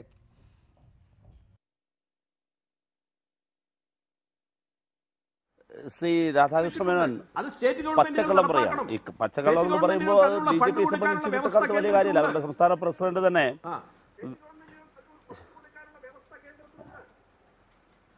ശ്രീ രാധാകൃഷ്ണ മേനോൻ, ഞാൻ പറഞ്ഞോട്ടെ, എൻ്റെ ഊഴമല്ലേ, അങ്ങ് പറയുന്നതൊക്കെ പച്ചക്കള്ളമാണ്. പിന്നെ പച്ചക്കള്ളം പറയുക എന്ന് പറയുന്നത് BJPയുടെ കാര്യത്തിൽ ഇന്നത്തെ കാലത്ത് വളരെ അഭികാമ്യമായ കാര്യമാണ്. BJP നേതാവാകണമെങ്കിൽ അത് വേണം. നിങ്ങളുടെ സംസ്ഥാന പ്രസിഡന്റ് തന്നെ വ്യാജ വീഡിയോ പ്രചരിപ്പിച്ച ആളാണ്. അതവിടെ നിൽക്കട്ടെ. നിങ്ങളോട് പറഞ്ഞത് ഒന്നുകിൽ തിരുത്താൻ തയ്യാറാകണം, ഇല്ലെങ്കിൽ താൻ പറഞ്ഞത് കള്ളമാണ്, വാദഗതിക്ക് വേണ്ടി നിക്കക്കള്ളില്ലാതെ പറഞ്ഞാണെന്ന് പറഞ്ഞിട്ട് പോകണം. 2 കേസുകളാണുള്ളത്. ഒന്ന് ഗൗരിയുടെ കേസ്, അതോടൊപ്പം തന്നെ ഞാൻ നേരത്തെ പറഞ്ഞ നിങ്ങളുടെ ഒരു ഗോസേവാ സംഘിൻ്റെ കേസ്. ഈ 2 കേസും കൂടി ഒരുമിച്ച് വാദിക്കണം എന്ന് 2016 സെപ്റ്റംബറിലാണ് കോടതി തീരുമാനിച്ചത്. 2 കേസുകൾ കൂടി ഒരുമിച്ച് കേൾക്കാം എന്ന് പറഞ്ഞു. ആ കേസിൽ നിങ്ങളീ പറഞ്ഞത് 2016 ജൂലൈ മാസം 4-നാണ് ഈ ഗൗരിയുടെ ഹർജി കോടതി പരിഗണിച്ചത്. അന്ന് അവർക്ക് വേണ്ടി ഹാജരായത് ആനന്ദ് ഗ്രോവർ എന്ന ഏറ്റവും മുതിർന്ന അഭിഭാഷകനാണ്. അദ്ദേഹം ഒരൊറ്റ കാര്യമാണ് കോടതിയോട് ആവശ്യപ്പെട്ടത്. ഒറ്റ കാര്യം പറഞ്ഞത്, ഈ കേസുകൾ പരിഗണിക്കുന്ന മുറയ്ക്ക് 2015 ജൂലൈ മാസം 13-ന് കോടതിയിൽ വെച്ചൊരു സമവായ ശുപാർശകളുണ്ടായിരുന്നു. സമവായ ശുപാർശ നിങ്ങൾ പ്രത്യേകം ശ്രദ്ധിക്കേണ്ടത്, നേപ്പാളിലെ ഒരു ക്ഷേത്രത്തിലേക്ക് മൃഗങ്ങളെ, പശു ഉൾപ്പെടെയുള്ള മൃഗങ്ങളെ ക്ഷേത്രബലിക്ക് വേണ്ടി കൊണ്ടുപോകുന്നതും ഈ ബംഗ്ലാദേശിൽ നിന്ന് ഇന്ത്യയിലേക്ക് കൊണ്ടുവരുന്നതും ഇന്ത്യയിലെ പല സംസ്ഥാനങ്ങൾ തമ്മിൽ ഇത് കൊണ്ടുപോകുന്നതിൽ ഇതെല്ലാം നോക്കണം. അത്രമാത്രമേ ഉള്ളൂ, വേറെ ഒന്നുമില്ല. അത് സംബന്ധിച്ചുണ്ടായ ചില സമവായ ശുപാർശകൾ ഉൾപ്പെടുത്തി സർക്കാർ ഒരു ഉത്തരവിറക്കിയിട്ടില്ല എന്നത് ഈ ആനന്ദ് ഗ്രോവർ ചൂണ്ടിക്കാണിച്ചു. അത് സംബന്ധിച്ച് കോടതിയുടെ പ്രധാനപ്പെട്ട ഭാഗം, ആ ഉത്തരവിൻ്റെ പ്രധാനപ്പെട്ട ഭാഗം ഞാൻ വായിക്കാം.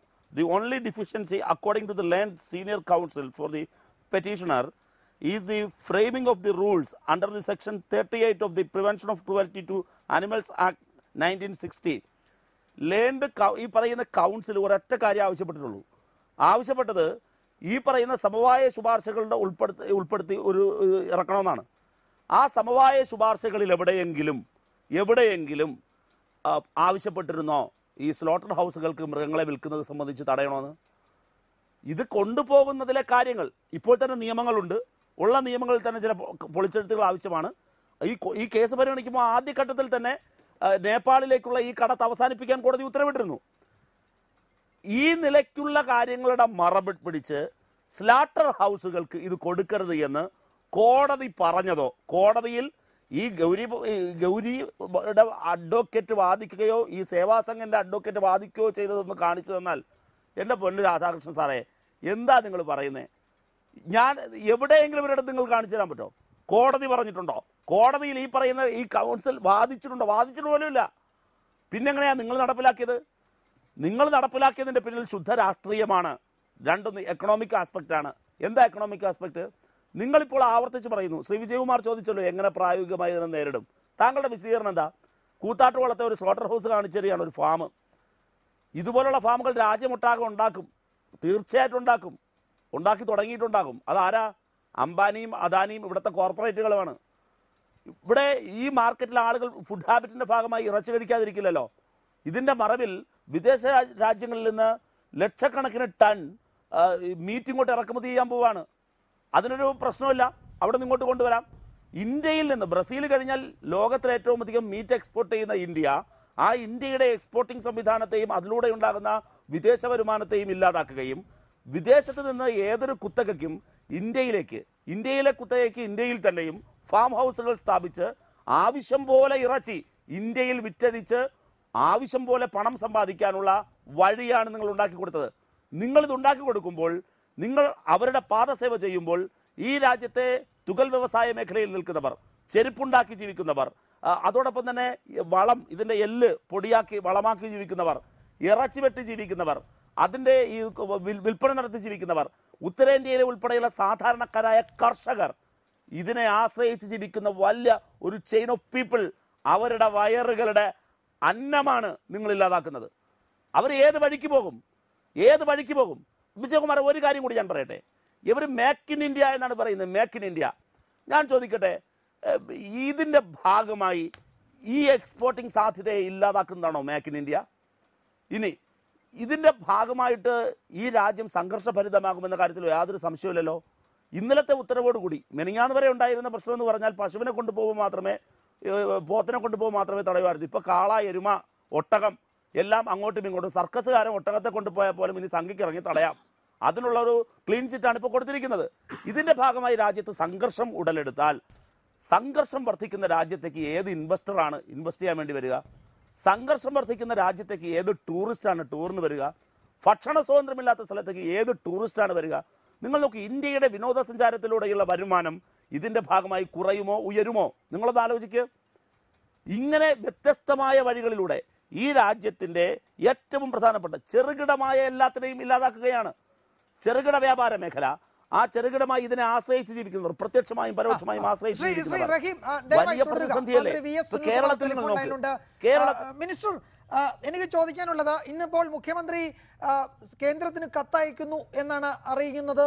ഈ വിഷയത്തിൽ ഇതിന്റെ പ്രായോഗികത ചൂണ്ടിക്കാട്ടി, ഇത് നമുക്ക് ലഭ്യമായ വിവരമനുസരിച്ച് ഇത് കേന്ദ്ര നിയമത്തിന്റെ ഭാഗമായി വരുന്ന ചില ഭേദഗതികളായതുകൊണ്ട് സംസ്ഥാന സർക്കാരുകൾ നടപ്പാക്കിയേ മതിയാകൂ. കേരളത്തെ സംബന്ധിച്ച് ആ നിലയിലൊരു ബാധ്യത ഈ തീരുമാനത്തോടു കൂടി ഉണ്ടാവുകയാണ്. എന്ത് നടപടികളാണ് ഈ വിഷയത്തിൽ സ്വീകരിക്കാൻ പോകുന്നത്? സംസ്ഥാന സർക്കാരിന് ഇപ്പോൾ ഒരു വ്യക്തത കൈവന്ന് കാണുമല്ലോ ഈ വിഷയത്തിൽ. അല്ല, സംസ്ഥാന സർക്കാർ അന്തിമ തീരുമാനം എടുത്തിട്ടില്ല. അന്തിമ തീരുമാനം എടുക്കാൻ പോവാണ്. കാരണം ഇത് വളരെ ദൂരവ്യാപകമായിട്ടുള്ള പ്രത്യേകത ഉണ്ടാക്കാൻ പോകുന്ന ഒരു തീരുമാനമാണ്. കേരളത്തിലെ ഒരു വലിയ മേഖലയിൽ തന്നെ ഇത് എതിരായിട്ടുള്ള പ്രത്യേകത ഉണ്ടാക്കുന്നതാണ്. അതുകൊണ്ട് തന്നെ മാത്രമല്ല, കേന്ദ്ര നിയമത്തിന്റെ ഭാഗമായി വരുന്നുണ്ടെങ്കിലും നിയമവിദഗ്ധരുമായി സംസാരിച്ചെന്ന് മനസ്സിലാക്കാൻ കഴിയുന്നത് സംസ്ഥാന ഗവൺമെന്റുകളുടെ അധികാര പരിധിയിലുള്ള എൻക്രോച്ച്മെന്റ് കൂടെ അതിനകത്ത് നടക്കുന്നുണ്ട്. കാരണം മൃഗസംരക്ഷണവുമായി ബന്ധപ്പെട്ടുകൊണ്ട് സ്ലോട്ടർ ഹൗസുകളുടെ കാര്യത്തിലെല്ലാം പൂർണ്ണാധികാരം കേന്ദ്രത്തിൽ മാത്രം നിക്ഷിപ്തമായിട്ടുള്ള കാര്യങ്ങളല്ല. ഇവിടെ പല കാര്യങ്ങളിലും ഇപ്പൊ തന്നെ നിലവിലുള്ള നിയമങ്ങളുണ്ട്. ഇപ്പോ ആരാധനാലയങ്ങളിൽ മൃഗബലി നേരത്തെ നിരോധിച്ചു കഴിഞ്ഞിട്ടുള്ള ഒരു കാര്യമാണ്. അവിടെ സ്ലോട്ടർ ഹൗസുകളിൽ വേണ്ടിവരുന്ന മറ്റാധുനിക സൗകര്യങ്ങൾ വരുത്തണമെന്നുള്ളത് ഇപ്പോൾ പൊതുവെ നടന്നുകൊണ്ടിരിക്കുന്ന കാര്യങ്ങളാണ്. ഇതിലെല്ലാം തന്നെ എടുത്തു ചാടി തീരുമാനം എടുത്തുകൊണ്ട് പെട്ടെന്ന് നടപ്പിലാക്കാൻ കഴിയുന്ന കാര്യങ്ങളല്ല. പക്ഷെ ഇവിടെ സംഭവിക്കുന്ന കാര്യം എന്താണെന്ന് ചോദിച്ചാൽ, സംഘപരിവാർ ഒരു വെടിക്ക് രണ്ട് പക്ഷി എന്ന നിലയിലാണ് കാര്യങ്ങൾ ചെയ്യുന്നത്. ഒന്ന്, RSSന്റെ അജണ്ട നടപ്പാക്കുക എന്നുള്ളതാണ്. രണ്ടാമത്തെ കാര്യം, ഈ രംഗത്ത് മൾട്ടിനാഷണൽ കമ്പനികൾ നമ്മുടെ രാജ്യത്ത് RCEP കരാറിന്റെ, ഇത് വളരെ പ്രധാനപ്പെട്ട ഒരു കാര്യമാണ്. RCEP കരാർ വരുന്നതോടുകൂടി നമ്മുടെ രാജ്യത്തേക്ക് പല ഉൽപ്പന്നങ്ങളും നികുതി കൂടാതെ ഇറക്കുമതി ചെയ്യാൻ വേണ്ടി പോവാണ്. അങ്ങനെ വരുമ്പോൾ രാജ്യവ്യാപകമായി രാജ്യത്ത് നിന്ന് നിലനിൽക്കുന്ന ഇറച്ചി മീറ്റ് മാർക്കറ്റുമായി ബന്ധപ്പെട്ടുകൊണ്ട് ഡൊമസ്റ്റിക് നമ്മുടെ രാജ്യത്തുള്ളതും പുറത്തുള്ളതുമായിട്ടുള്ള കുത്തക ഭീമന്മാർക്ക് ഈ രംഗത്തുള്ള ഒരു വൻ മേഖലയിൽ കടന്നു വരാനുള്ള അവസരം ഒരുക്കി കൊടുക്കുകയാണ് ഗവൺമെന്റ് ചെയ്യുന്നത്. ഇത് യാതൊരു രീതിയിലും അംഗീകരിക്കാൻ കഴിയുന്ന കാര്യമല്ല. ലക്ഷക്കണക്കായ തൊഴിലാളികളുടെ ജോലി നഷ്ടപ്പെടാൻ പോകുന്നു എന്ന് മാത്രമല്ല, നമ്മുടെ നാട്ടിലെ കന്നുകാലി മേഖല പൂർണ്ണമായിട്ട് തരാൻ പോവാണ്. കാരണം എന്താണെന്ന് വെച്ചാൽ, ഇത്രയും വിപുലമായ തോതിൽ ഇങ്ങനെ ഒരു തീരുമാനം നടപ്പാക്കപ്പെട്ടു കഴിഞ്ഞാൽ ഭാവിയിൽ ഒരു കൃഷിക്കും കന്നുകാലികൾ വളർത്താൻ പോകുന്നില്ല. കാരണം കന്നുകാലി വളർത്തി കഴിഞ്ഞാൽ അത് സ്ലോട്ടറിന് കൊടുക്കാൻ കഴിയില്ല. കന്നുകാലിക്ക് പ്രായം ചെന്നു കഴിഞ്ഞാൽ അതിന് വിൽക്കാൻ കഴിയില്ല.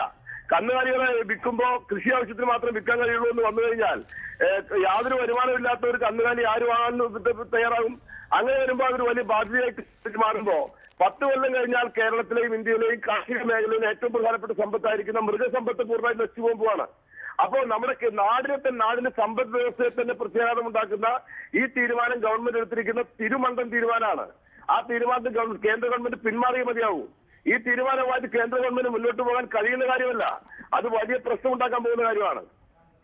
ശ്രീ മിനിസ്റ്റർ, അവിടെ ഒരു പ്രശ്നമുള്ളത് ഇന്ത്യയിൽ ഏതാണ്ട് 20-ലധികം സംസ്ഥാനത്ത് നിലവിൽ ഈ ഗോവധ നിരോധന നിയമം നിലവിലുണ്ട്. അത്തരം സംസ്ഥാനങ്ങളിലൊന്നും ഈ വിഷയത്തിൽ ഇടപെടുമെന്നൊരു സാധ്യതയും കാണുന്നില്ല. കാരണം ഇത് ദേശീയ തലത്തിൽ ആ നിലയ്ക്കൊരു ചർച്ചയായിട്ട് പോലുമില്ല. പിന്നീടുള്ളത് കേരളം പോലെയുള്ള സംസ്ഥാനങ്ങളാണ്. BJPയെ സംബന്ധിച്ചിടത്തോളം രാഷ്ട്രീയമായി അവരത് കേരളം അടക്കമുള്ള സംസ്ഥാനങ്ങളുടെ പ്രതിരോധം ഏത് നിലയ്ക്ക് കാണുമെന്ന് നമുക്ക് ഈ ഘട്ടത്തിൽ പറയാനും കഴിയില്ല. ഇതിൽ ശേഷിക്കുന്നത് നിയമപരമായ ഒരു പരിഹാരം മാത്രമാണ് എന്ന് താങ്കൾക്ക് തോന്നുന്നുണ്ടോ? ആ നിലയ്ക്ക് ഒരു കോടതി ഇടപെടൽ അനിവാര്യമായ സാഹചര്യം ഇവിടെ സൃഷ്ടിക്കപ്പെടുന്നുണ്ടോ? തീർച്ചയായിട്ടും ഇത് കോടതിയെ സമീപിക്കേണ്ട കാര്യമാണെങ്കിൽ കോടതിയെ സമീപിക്കേണ്ടി വരും. കേന്ദ്ര സംസ്ഥാന ഗവൺമെന്റുകൾ തമ്മിൽ ഏറ്റുമുട്ടലിലേക്ക് പോകാമെന്ന് സംസ്ഥാന ഗവൺമെന്റ് ആഗ്രഹിക്കുന്നില്ല. കേന്ദ്ര സംസ്ഥാന ഗവൺമെന്റുമായി ഒരു നാടിന്റെ അഖണ്ഡതയെ ബാധിക്കുന്ന രീതിയിലേക്കുള്ള ഏറ്റുമുട്ടലിലേക്ക് പോകാനല്ല ഉദ്ദേശിക്കുന്നത്. പക്ഷേ നിയമപരമായ ഒരു ഏറ്റുമുട്ടൽ ആവശ്യമായിട്ട് വരും, രാഷ്ട്രീയമായ ഏറ്റുമുട്ടൽ ഇവിടെ വേണ്ടി വരും. രണ്ടും കൂടെ അനിവാര്യമായി തീരുകയാണ്. അത് ഉണ്ടാക്കിയത് കേന്ദ്ര ഗവൺമെന്റാണ്. കാരണം സംസ്ഥാന നമ്മുടെ നാട്ടിൽ ഇപ്പം നേരത്തെ താങ്കൾ തന്നെ സൂചിപ്പിച്ച പോലെ പല സ്റ്റേറ്റുകളിലും ഗോവധ നിരോധനം നിലനിൽക്കുന്നുണ്ട്. എന്തുകൊണ്ടാണ് സ്റ്റേറ്റുകൾ ഗോവധ നിരോധനം കൊണ്ടുവരുന്നത്? എന്തുകൊണ്ടാണ്? അത് സംസ്ഥാന ഗവൺമെന്റുകൾക്ക് മാത്രം അധികാരപ്പെട്ട കാര്യമാണ്. സംസ്ഥാന ഗവൺമെന്റുകൾ തീരുമാനിക്കുന്ന ഗോവധ നിരോധനം ഉണ്ടാകണോ വേണ്ടോ തീരുമാനിക്കുന്നത് അവരാണ്. അതല്ലാതെ കേന്ദ്ര ഗവൺമെന്റ് എന്തുകൊണ്ടാണ് ഗോവധ നിരോധനം ഒരു പുതിയ നിയമമായിട്ട് കൊണ്ടുവരാത്തത്? എന്തുകൊണ്ടാണ്? അത് ഒരു കേന്ദ്ര ഗവൺമെന്റ് മാത്രം വിചാരിച്ച് നടക്കുന്ന കാര്യമല്ല എന്നുള്ളതുകൊണ്ടാണ്. അപ്പോ ഗോവധത്തെ പറ്റി നമ്മുടെ ഭരണഘടനയിലെ നിർദ്ദേശകത്തുകൾ പറയുന്നുണ്ടെങ്കിലും അത് സംബന്ധിച്ച് തീരുമാനമെടുക്കേണ്ട സംസ്ഥാന ഗവൺമെന്റുകൾ പലരും തീരുമാനമെടുത്തിട്ടില്ല. അതുകൊണ്ട് തന്നെ ഗോവധ നിരോധനവുമായി ബന്ധപ്പെട്ടുകൊണ്ടുള്ള തീരുമാനമെടുത്തത് മറ്റ് സ്റ്റേറ്റുകൾ തന്നെ ആയതുപോലെ തന്നെ മറ്റ് കന്നുകാലികളെ, പോത്തിനെയാണെങ്കിലും എരുമയാണെങ്കിലും കാളയാണെങ്കിലും ഒട്ടകമാണെങ്കിലും അതിനെ സ്ലോട്ടറിന് വേണ്ടി ഉപയോഗിക്കുന്നതുമായി ബന്ധപ്പെട്ട് തീരുമാനം എടുക്കാനുള്ള അധികാരം സംസ്ഥാന ഗവൺമെന്റിൽ കൂടി നിഷിദ്ധമായിട്ടുള്ള കാര്യമാണ്. മൃഗങ്ങളെ ഉപദ്രവിക്കുന്നതുമായി ബന്ധപ്പെട്ട നിയമത്തിന്റെ മറവിലാണ് ഇത് വന്നിരിക്കുന്നത് എന്നുള്ളതാണ് പ്രശ്നം. അതുകൊണ്ട് നിയമപരമായ ഒരു പരിശോധന ആവശ്യമാണ് എന്നുള്ളതുകൊണ്ടാണ് ഗവൺമെന്റ് നിയമപരമായ ഒരു അന്വേഷണം നടത്താൻ വേണ്ടി തീരുമാനിക്കുന്നത്. നന്ദി ശ്രീ VS സുനിൽകുമാർ പ്രതികരിച്ചതിന്. അദ്ദേഹം സൂചിപ്പിച്ചത് വളരെ പ്രധാനപ്പെട്ട ഒരു കാര്യമാണ്. രാഷ്ട്രീയമായി കേന്ദ്രവുമായി ഏറ്റുമുട്ടലിന് ഉള്ള സാധ്യതയേക്കാൾ നിയമപരമായി ഒരു പോരാട്ടം ഈ വിഷയത്തിൽ വേണ്ടിവരും എന്നതാണ് വളരെ പ്രധാനപ്പെട്ട കാര്യം തന്നെയാണ്. കേരളം ഈ വിഷയത്തിൽ സ്വീകരിക്കാൻ പോകുന്നത് ആ നിലയ്ക്കുള്ള സമീപനമാണെന്ന് നേരത്തെ സൂചനയുണ്ടായിരുന്നു. ആ സാധ്യതയിലേക്കാണ് ഇപ്പോഴത്തെ ഈ പ്രതികരണം വിരൽ ചൂണ്ടുന്നത്.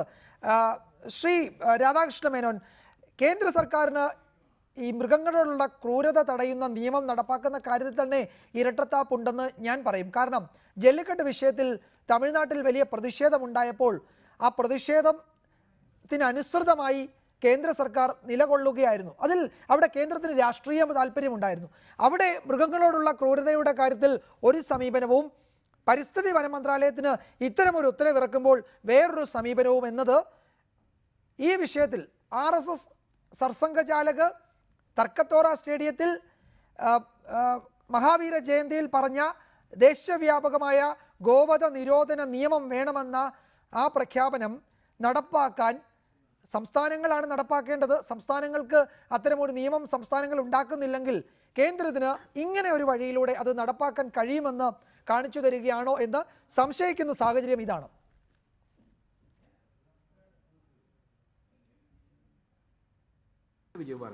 ഇവിടെ എൻ്റെ സുഹൃത്ത് സുനിൽകുമാറും അതുപോലെ റഹീമും നിങ്ങളും എല്ലാം പറയുമ്പോൾ ഇത്രയും നേരവും പറഞ്ഞുകൊണ്ടിരുന്നത് മലയാളിയുടെ അടുക്കളയിൽ പോയി ബീഫ് നിരോധിച്ചു, ബീഫ് പറ്റില്ല എന്നൊക്കെയല്ലേ ഇവിടെ ഇന്ന് ബീഫ് ഫെസ്റ്റ് നടക്കുക.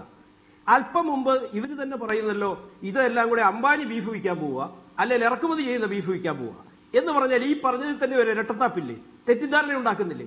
അപ്പൊ ഗവൺമെന്റ് ചെയ്തത് ഈ രാജ്യത്തെ ആരുടെയും ഭക്ഷണ സാധനത്തിൽ കടന്നു കയറുന്നില്ല, ഈ രാജ്യത്തെ സ്ലോട്ടർ ഹൗസുകൾ നിരോധിച്ചിട്ടില്ല, സ്ലോട്ടർ നിരോധിച്ചിട്ടില്ല എന്നുള്ളത് ഒന്നാമതായി നിങ്ങളെല്ലാം അംഗീകരിക്കുക.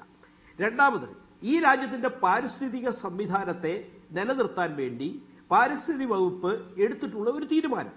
ഇപ്പോൾ സുനിൽകുമാറിന്റെ ഗവൺമെന്റിന് ഈ കേരളത്തില് ഈ തരത്തിൽ വരുന്ന മൃഗങ്ങളെ സംബന്ധിച്ച് അതിന് ആധുനികമായ സ്ലോട്ടർ ഹൗസുകൾ എല്ലാ ജില്ലയിലും ഉണ്ടാക്കാനും അതിനെ സംഭരിക്കാനും സംരക്ഷിക്കാനും അതല്ലെങ്കിൽ അതിനെ സ്ലോട്ടർ ചെയ്യാനും എല്ലാമുള്ള അവകാശം സംസ്ഥാന ഗവൺമെന്റിനുണ്ടല്ലോ. അതാത് സംസ്ഥാനത്ത് ചെയ്താൽ പോരെ. അതിന് കേന്ദ്ര ഗവൺമെന്റ് ഇതിനെ വണ്ടിയെ കയറ്റി വാഹനത്തിൽ കൊണ്ടുപോകുമ്പോൾ ഉപദ്രവിക്കരുത്, മാർക്കറ്റിൽ കൊണ്ടുവരുന്നതിന് മുമ്പ് അതിനെ ഡോക്ടർ പരിശോധിക്കണം, അതിന്റെ കിഡ്നി തകരാറാക്കാൻ വേണ്ടി പ്രത്യേക കുത്തിവയ്പ്പിനുള്ള സാഹചര്യം ഉണ്ടാകരുത് എന്നൊക്കെയുള്ള കാര്യങ്ങളെ പരിഗണിച്ചുകൊണ്ടുള്ള ഒരു മാർക്കറ്റ് കണ്ടീഷൻ വ്യക്തമാക്കുന്ന നിയമം, ആ നിയമത്തിന് ആവശ്യമുള്ള ചട്ടം ഇത് പരിസ്ഥിതി വകുപ്പ് രൂപീകരിച്ച് പ്രഖ്യാപിച്ചതിനെ ഈ രാജ്യത്തെ ജനങ്ങളെ തെറ്റിദ്ധരിപ്പിക്കുന്ന രീതിയിൽ വ്യാഖ്യാനിച്ചതിന് നിങ്ങളാണ് ഭാവിയിൽ ഈ നാട്ടിലെ ജനങ്ങളോട് മാപ്പ് പറയേണ്ടി വരുന്നത്. അതല്ലാതെ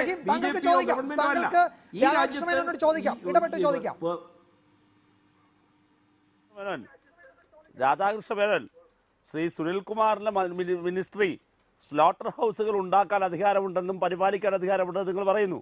ആ സ്ലോട്ടർ ഹൗസുകളിൽ ഞങ്ങൾ എന്തിനെയാണ് മുറിക്കേണ്ടത്, എന്തിനെയാണ് അറുക്കേണ്ടത്? അവിടേക്ക് സ്ലോട്ടർ ഹൗസുകൾക്ക് ഇത് കൊടുക്കാൻ പാടില്ല, കൃഷി ആവശ്യത്തിന് മാത്രമേ ഈ മൃഗങ്ങളെ കൈമാറ്റം ചെയ്യാൻ പറ്റുള്ളൂ എന്ന് വ്യവസ്ഥയുണ്ടാക്കി വെച്ചിട്ട് താങ്കൾ എന്തിനാണ് ഇങ്ങനെ പറയുന്നത്? 2, ഭക്ഷണ സ്വാതന്ത്ര്യത്തിൽ നിങ്ങൾ കടന്നു കയറിയില്ല എന്ന് പറയുന്നു. ഭക്ഷണ സ്വാതന്ത്ര്യത്തിലാണ് കടന്നു കയറിയത്. ഏറ്റവും വില കുറഞ്ഞ ഇവിടെ കടകളിൽ നിന്നും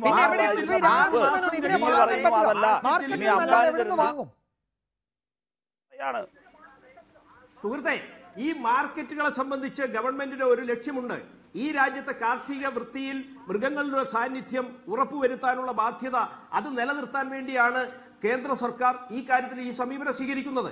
അപ്പൊ ഈ കാർഷിക വൃത്തിയിലുള്ള മൃഗങ്ങളുടെ അസാന്നിധ്യം നമ്പർ വളരെയേറെ കുറഞ്ഞിരിക്കുന്നു. സർവേയിൽ പരിശോധിച്ചാൽ, ഞാനതാണ് ആദ്യം സൂചിപ്പിച്ചത്, ഈ രാജ്യത്തെ ജൈവ വൈവിധ്യത്തിനും മറ്റ് ജൈവ വൈവിധ്യം അവിടെ നിൽക്കട്ടെ, ജൈവ വൈവിധ്യവും ഇതുമായി കൂട്ടിക്കുഴയ്ക്കാതെ ഞാൻ ചോദിക്കുന്നത്, ഈ മാർക്കറ്റിൽ നിങ്ങൾ ഇടപെട്ടാൽ മതിയല്ലോ. അവിടെ വരുന്ന മൃഗങ്ങൾക്ക് ആരോഗ്യമുണ്ടോ എന്ന് പരിശോധിക്കാം, ചെക്ക് പോസ്റ്റുകളിൽ മൃഗഡോക്ടറെ വെക്കാം, ഈ മൃഗങ്ങളെ ക്രൂരമായാണോ വാഹനത്തിൽ കയറ്റുന്നതെന്ന് പരിശോധിക്കാം. ഇതൊക്കെ സംവിധാനം നിലവിലുണ്ട്, അത് നടപ്പാക്കിയാൽ മതി. അതിന് പകരം മാർക്കറ്റിൽ നിന്നും ഇതിനെ അറവുശാലയിലേക്ക് കൊണ്ടുപോകരുതെന്ന് പറഞ്ഞാൽ അറവുശാലകൾ പ്രവർത്തിക്കുന്നത് അവസാനിപ്പിക്കണമെന്ന് തന്നെയാണ് ശ്രീ രാധാകൃഷ്ണ മേനോന്റെ മലയാളം. ഭരണ നേട്ടങ്ങൾ ചർച്ച ചെയ്യാതിരിക്കാൻ എന്ത് വിഷയമുണ്ട് എന്ന് തപ്പി നടന്നിരുന്ന ചില ആളുകൾക്ക് ഹിന്ദുസ്ഥാൻ ടൈംസിന്റെ ഒരു റിപ്പോർട്ട് കിട്ടി. ആ റിപ്പോർട്ട് എടുത്തു വെച്ചുകൊണ്ട് കേരളത്തിൽ 2-3 ദിവസം ഇത് ചർച്ച ചെയ്യുന്നു എന്നതിൽ ഒരു സംഘർഷവും ഉണ്ടാവാൻ പോകുന്നില്ല, ആരെയും ഇത് ബാധിക്കാനും പോകുന്നില്ല. കാരണം ഈ രാജ്യത്തെ സാധാരണക്കാരന്റെ ഭക്ഷണ സാധനങ്ങളിലേക്ക് കടന്നു കയറുന്നില്ല എന്ന് നിങ്ങൾ തന്നെ ഇപ്പൊ അംഗീകരിച്ചില്ലേ? ഇറക്കുമതി ചെയ്യാൻ വേണ്ടിയാണ് എന്ന് പറഞ്ഞാൽ അതിന്റെ അർത്ഥം എന്താ?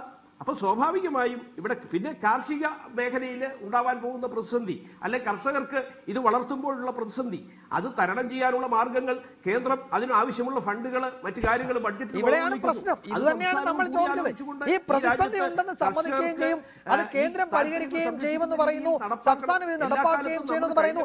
ഇതിൽ വ്യക്തതയില്ല ശ്രീ വി രാധാകൃഷ്ണ മേനോൻ, ഇതിൽ വ്യക്തതയില്ല, ഇതിൽ വ്യക്തതയില്ല എന്ന് ആവർത്തിച്ച് പറയുന്നത് അതുകൊണ്ടാണ്. ഇത് ഇനി എവിടെയാണ് പരിഹരിക്കുക? ഈ കന്നുകാലികളെ കർഷകർ എന്ത് ചെയ്യണം? BJP നേതൃത്വം ഇത് വാങ്ങി, അവർക്ക് വില കൊടുത്ത് വാങ്ങി ഗോശാലകളിൽ സംരക്ഷിക്കുമോ? അതോ BJP ദേശീയ നേതൃത്വം ഇടപെട്ട് സംസ്ഥാന ഘടകങ്ങൾക്ക് പണം കൊടുത്ത് ഇതിനെ വാങ്ങുമോ? എന്താ ചെയ്യുക? എങ്ങനെയാണ് ഇതിനെ സംരക്ഷിക്കുക? അതുകൂടി ഈ വിജ്ഞാപനത്തിൽ എഴുതി വെച്ചിരുന്നുവെങ്കിൽ നമുക്ക് കുറച്ചുകൂടി സംസാരിക്കാൻ സൗകര്യമാകുമായിരുന്നു.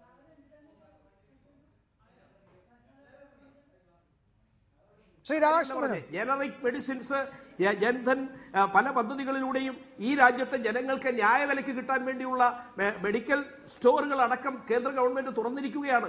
ഈ രാജ്യത്ത് മരുന്നിന്റെ വില എത്രമാത്രം കുറഞ്ഞു. ആ മരുന്നിന്റെ കാര്യത്തിലാണ് ഇവിടെ നടന്നിരുന്നത് ഏറ്റവും വലിയ ചൂഷണം. അതുപോലെ ജനങ്ങളുടെ ആരോഗ്യം,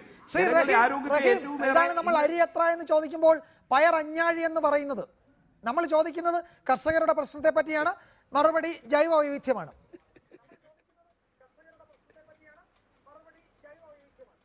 ഇത് എൻ്റെ ശ്രീ വിജയകുമാരെ, ഇതിനൊക്കെ എന്താ മറുപടി പറയാ? അദ്ദേഹം അരിയത്ര പയറഞ്ഞാഴിന്ന് മാത്രമല്ല, അദ്ദേഹം വേറെന്തൊക്കെയോ പറയാണ്. എന്തൊക്കെയാണ് ശ്രീ രാധാകൃഷ്ണ മേനോൻ? ഇത് ഞങ്ങളുടെ വിജയമാണ്, ഈ നാട്ടിലെ ഈ സാധാരണക്കാരൻ്റെ വിജയമാണ്. നിങ്ങൾ കളിയാക്കിയില്ലേ? നിങ്ങൾ പറഞ്ഞില്ലേ കേരളത്തിൽ മാത്രമാണ് ഈ മാധ്യമങ്ങളൊക്കെ കുറച്ച് ദിവസം ചർച്ച ചെയ്യും, അത് അവസാനിപ്പിക്കും. ഇതങ്ങനെ തീരില്ല. ഇത് ജനങ്ങളുടെ ജീവിതത്തിൻ്റെ പ്രശ്നമാണ്. അവൻ്റെ വരുമാനമില്ലാതാവുകയാണ്. അവൻ്റെ ഫുഡ് ഹാബിറ്റിൻ്റെ മേൽ, ഭക്ഷണ സ്വാതന്ത്ര്യത്തിൻ്റെയും ശീലത്തിൻ്റെയും മേൽ നിങ്ങൾ ഇരച്ചു കയറുകയാണ്. അവിടെ ഒരു മനുഷ്യൻ മിണ്ടാതിരിക്കില്ല, അവനിലേക്കെത്തുകയാണ്. ഞങ്ങൾ പറഞ്ഞില്ലേ, ഫാസിസം അവനിലേക്കെത്തി, ഓരോരുത്തരിലേക്കും എത്തുന്നു. ഇത് ഫാസിസമൊന്നും പറയുന്നില്ല, ഫാസിസമൊന്നും ഇന്ത്യയിൽ വന്നിട്ടില്ല, പക്ഷേ ഫാസിസ്റ്റ് സമീപനങ്ങൾ എത്തുന്നു. ഞാൻ ഒരൊറ്റ കാര്യം പറയട്ടെ, നിങ്ങൾ പറയുന്നു ഇത് മൃഗങ്ങൾ വേണ്ടിയിട്ടാണ്, മൃഗങ്ങളുടെ സെൻസസിൽ മൃഗങ്ങളുടെ എണ്ണം കുറയുന്നു. എൻ്റെ പൊന്നു രാധാകൃഷ്ണൻ ചേട്ടാ, ഇത് ഈ നാട്ടിൽ ആരാണ് ഇനി മൃഗങ്ങളെ വളർത്താൻ തുനിയുക? ഇപ്പോഴുള്ള മനുഷ്യർ തന്നെ, ഈ ക്ഷീര കർഷകർ ഈ മൃഗങ്ങളെയെല്ലാം വളർത്തുന്നത് കൊണ്ടാണ്, അല്ലെങ്കിൽ കർഷകർ വളർത്തുന്നത് കൊണ്ടാണ് യഥാർത്ഥത്തിൽ ഇവിടെ ഇപ്പോൾ നിങ്ങൾക്ക് ഈ സെൻസസിൽ ഇത്രയെങ്കിലും ഉള്ളതാണ്, ഇത് കൂടി ഇല്ലാതാകില്ലേ? ഇത് വളർത്തിയിട്ട് ഉപയോഗമില്ല എന്ന് കരുതിയാൽ ആരെങ്കിലും വളർത്തോ ചേട്ടാ? ഒരാളും വളർത്തിയില്ലല്ലോ.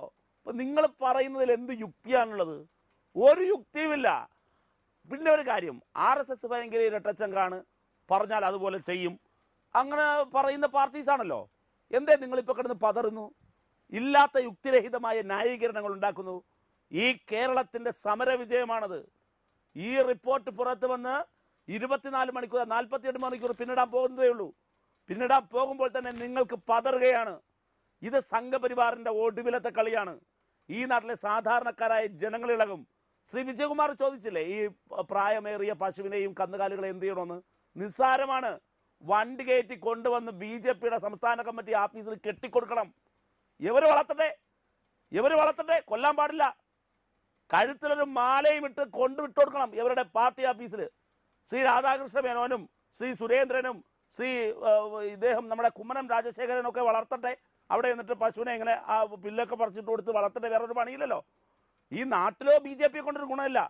അങ്ങനെ കുറേ പശുക്കളെ നമുക്ക് അവിടെ കൊണ്ട് സംഭാവന ചെയ്യാം. അവർ വളർത്തട്ടെ, അവർ ഈ പുല്ലൊക്കെ ഇട്ട് പറിച്ചിട്ട് കൊടുത്ത് അവിടെ നിന്ന് അങ്ങനെ. ഏതായാലും ശ്രീ റഹീം, നമുക്ക് സമയം അതിക്രമിച്ചത് കൊണ്ട് ഞാൻ ഇടപെടുകയാണ്. ഈ വിഷയത്തിൽ ഒരുപക്ഷെ കൂടുതൽ വ്യക്തത കൈവരുത്തേണ്ടതുണ്ട് എന്ന് തോന്നുന്നു.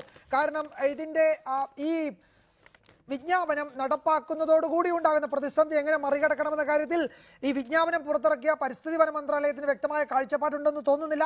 സംസ്ഥാനത്തെ സംബന്ധിച്ചിടത്തോളം നിയമപരമായ അക്കാര്യത്തിൽ എന്ത് നടപടി സ്വീകരിക്കണമെന്ന കാര്യത്തിൽ ഒരു തീരുമാനം എടുക്കാൻ പോകുന്നതേ ഉള്ളൂ എന്ന് തോന്നുന്നു. ഒരുപക്ഷെ ഈ വിഷയത്തിൽ കൂടുതൽ ചർച്ചകൾ ആ നിലയ്ക്ക് വേണ്ടി വരുമെന്നാണ് നമുക്കിപ്പോൾ വിലയിരുത്താൻ കഴിയുക. ചർച്ചയിൽ പങ്കെടുത്ത ശ്രീ B രാധാകൃഷ്ണ മേനോൻ, ശ്രീ A റഹീം, എല്ലാവർക്കും നന്ദി.